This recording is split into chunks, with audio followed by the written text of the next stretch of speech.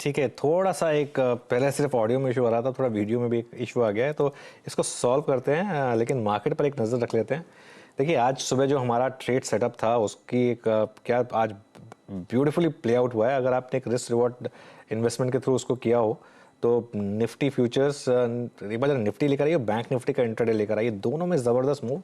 और निफ्टी ने फ्यूचर्स ने एसजीएक्स निफ्टी का लो बरकरार रखा, वो उससे बस 20-25 पॉइंट पहले घूमा और वहाँ से ज़बरदस्त मूव इस समय आता हुआ निफ्टी फ्यूचर्स अब 18,444 की टेरिटरी में।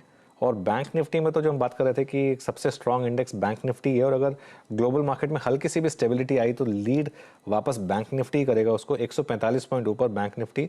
अब bank Nifty obviously blue sky territory में है, कोई मतलब टेक्निकली कोई रेजिस्टेंस नहीं है यहाँ पर। ऑल टाइम हाई पर 42,525 इस समय बैंक निफ्टी का एक बार कंट्रीब्यूशन लेकर आते हैं। पिछले 2-3 दिन से आपने देखा होगा कि एक लॉपसाइडेड इंडेक्स रहा था कि एक ही स्टॉक जो है बैंक निफ्टी को कंट्रीब्यूट करता था। 3-4 दिन तक एचडीएफसी बैंक रहा, कल सिर्फ आईसीआईसीआई बैंक था। आज एक आपको थोड़ा एक इंडिकेशन मिल रहा है कि आज बैंक निफ्टी के कंट्रीब्यूशन में सबका धीरे थोड़ा थोड़ा हिस्सा, और आईसीआईसीआई बैंक और एचडीएफसी बैंक दोनों चल रहे हैं। आईसीआईसीआई बैंक और एचडीएफसी बैंक अगर दोनों फायर करने लगे तो उसके बाद बैंक निफ्टी को रोकना थोड़ा सा मुश्किल होता है। चलिए वीरू, मेरे ख्याल से आप विकास से कुछ सवाल पूछते थे तो उस पर वापस जाते हैं। जी विकास जी, माफी चाहूंगा, आपका जो आईटी पे कथन था, आपका व्यू जो था वो सब हम सुन नहीं पा रहे थे, कुछ आई थिंक टेक्निकल टिचेस थे। प्लीज एक बार फिर से अपनी बात पूरी रखिएगा। आपको आवाज आ रही है अभी? जी मैं आपको सुन पा रहा हूँ ठीक तरीके से। तो आईटी के अंदर ऐसा है कि हमारा मानना है कि दो कंसर्न थी, तो डिमांड स्लोडाउन को लेके और अट्रिशन को लेके। तो डिमांड स्लोडाउन तो ज्यादा नहीं दिख रही है अभी तक। ऑर्डर के अट्रिशन है वो काफी स्ट्रॉन्ग है। अट्रिशन की जो दर है वो अभी मुझे लगता है दिसंबर के नतीजों के बाद नीचे आ जाएगी, तो वहां से हमको एक अच्छा भाव देखने को मिल सकता है। तो मुझे लगता है आईटी के अंदर रिस्क वो डेफिनेटली फेवर में है। 14 से 15% अर्निंग ग्रोथ आने का संभावना है, और डिविडेंड यील्ड भी इन स्टॉक्स में 3 से 4% है। तो ये एक अच्छा रिस्क रिवॉर्ड है। हमें लगता है कि 23 में ये भी एक अच्छा परफॉर्मिंग सेक्टर रहना चाहिए। आईटी अच्छा करता हुआ, निफ्टी अब आपकी स्क्रीन पे याद रखिएगा 18,413, कल का इंट्राडे हाई 4 to 6, थोड़ा सा अगर आप देखें उसको अप्रोच करने की कोशिश करता हुआ। और बैंक निफ्टी अब क्लियरली 42,500 के उस ट्रेजेक्ट्री को पार करके ट्रेड करता हुआ, अच्छा मूव देता हुआ। अभी तक हमारे विकास जी के साथ अगर आप देखें काफ़ी अच्छा खासा डिस्कशन हो चुका है निफ्टी पर, निफ्टी बैंक पर और आईटी पर। विकास जी एक और चीज़, इस अर्निंग सीजन को आपने देखा होगा, अब कल इसकी समाप्ति हो गई। इस अर्निंग सीजन में आपको सबसे ज़्यादा सरप्राइज किस चीज़ ने किया, और इस अर्निंग्स को देखने के बाद जिस स्पेस पे आपका कॉन्फिडेंस काफ़ी इस वक्त चरम पर है और जिसमें इस वक्त बाइंग करनी चाहिए specially post this earning season, वो ऐसा स्पेस कौन सा होगा? सरप्राइज तो नहीं आया इस सेगमेंट में, पर दो चीजें एक नतीजों के बाद में समझ में आई है कि एक तो बैंकिंग सेक्टर के अंदर ग्रोथ सरप्राइज कर सकती है, मतलब बेटर देन एक्सपेक्टेड रिजल्ट आए हैं।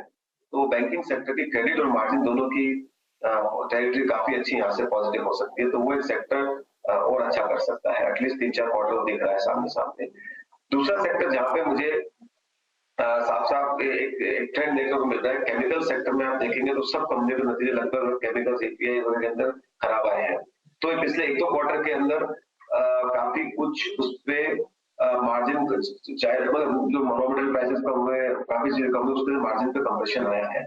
और सारी की सारी कंपनियां ने डिसअपॉइंटिंग रिजल्ट, लगभग सब कंपनियों ने डिसअपॉइंटिंग रिजल्ट दिए हैं। तो मुझे लगता है अगले 1-2 क्वार्टर में उस स्पेस को वापस देखने का, उस स्पेस में मार्जिन एक्सपेंशन की स्टोरी आएगी, तो उसको नजर रखना चाहिए 1-2 क्वार्टर में, क्योंकि स्ट्रक्चरल डिमांड में कोई प्रॉब्लम नहीं है, सेक्टर बहुत अच्छे हैं, अपॉर्चुनिटी बड़ी है। बट जो पिछले 3-4 क्वार्टर में डिसअपॉइंटमेंट आया, तो इस क्वार्टर में शायद सबसे ज्यादा आया।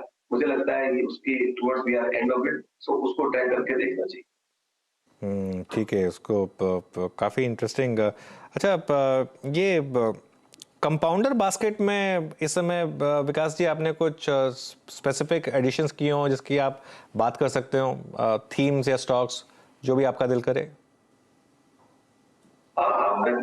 जैसे हमने हमारे एक मैजिक बास्केट के अंदर अभी रिसेंटली स्टॉक ऐड किया था, जो था आदित्य बिरला कैपिटल।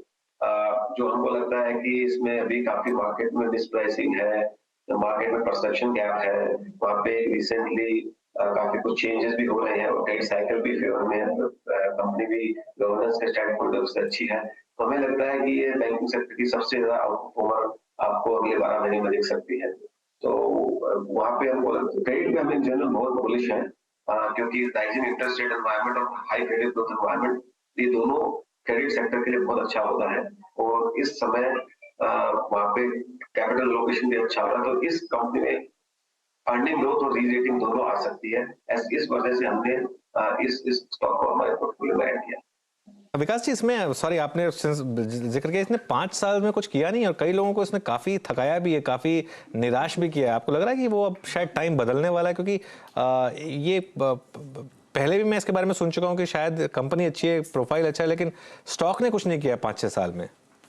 बिल्कुल अनुज जी, इसीलिए तो वहाँ पे जहाँ पे मार्केट का परसेप्शन खराब है और आपको लगता है अपने काम करने के बाद में कि यहाँ पे कुछ चेंज हो सकता है, जैसे आप देखेंगे सिमिलर काइंड ऑफ माहौल आईसीआईसीआई बैंक के बारे में था, हमने शायद इसके बारे में बात किया 2019 में, कोई उसको हाथ लगाने को तैयार नहीं था।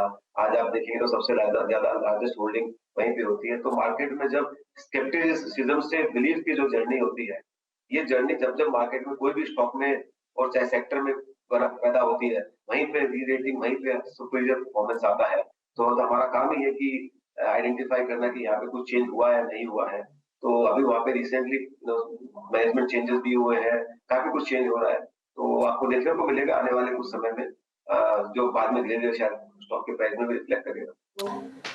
ठीक है, तो विकास जी ये उनका एक डिस्क्लेमर भी चला देंगे कि इन्होंने इस स्टॉक को अपने पोर्टफोलियो में ऐड किया था। थोड़ा सा टेक्निकल दिक्कत है विकास जी, आपकी आवाज़ अच्छे से आ नहीं पा रही, तो शो को हमें यही समाप्त करना होगा आपकी इस कॉन्वर्सेशन को। लेकिन हमारे साथ जुड़ने के लिए शुक्रिया आपका और ऑल द बेस्ट। तो ये थे विकास खेमानी। अभी काम करते हैं, शिल्पा राउत जी को वापस एक बार स्क्रीन पर लेकर आते हैं।